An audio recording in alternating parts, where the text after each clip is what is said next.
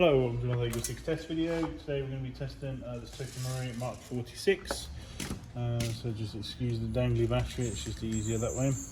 I've done on this one where we stripped it down and we've put in a upgraded power spring. We put in the 3 spacers that we do on the website, just to sort of get extra while we're just rocking the single spring.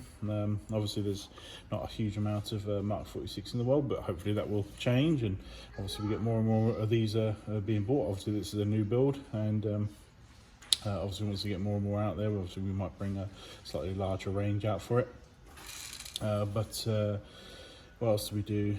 Just a small hop modification, just to put a bit more pressure on the actual hop nub that comes with the gun, so that we can get the extra lift on the Nineball AEP Hop Rubber that we've installed.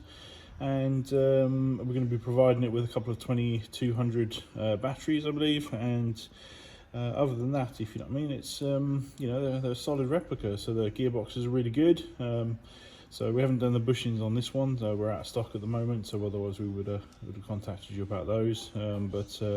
Hopefully Retro Arms do some more of those, or maybe another manufacturer like Prometheus starts to make a product. That'd be really cool.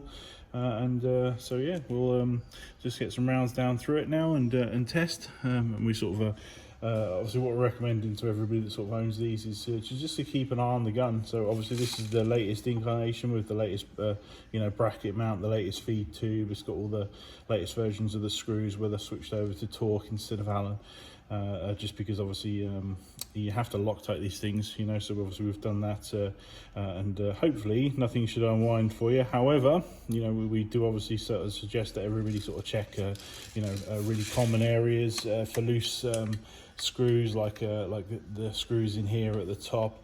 Anything really that's accessible. If it looks like it's sort of loose or winding out, it's better to tighten it up, once sort of after every single game, or every now and again, rather than sort of just start randomly losing screws in the field and stuff. So or worst comes to worst, it's obviously operating while the screws are loose. So but we're hoping that obviously the Loctite should negate, well, hopefully all of that, but we still have to sort of say keep an eye on it and do maintenance if necessary, so i.e. tighten screws.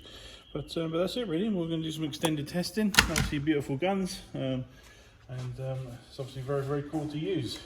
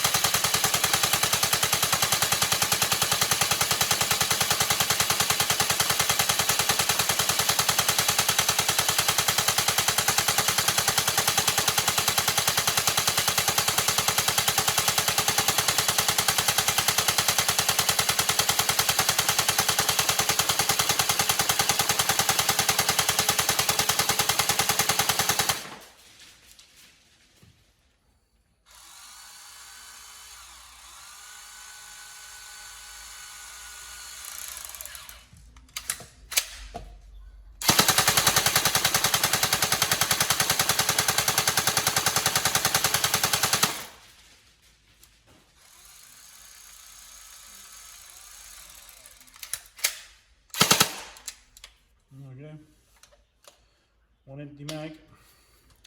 So yeah, it's obviously working really well. We hope you enjoy it. Any problems, let us know. Yeah, it's a gun that I'd love to see more out in the field on. It's just a shame that obviously they're such a pricey gun.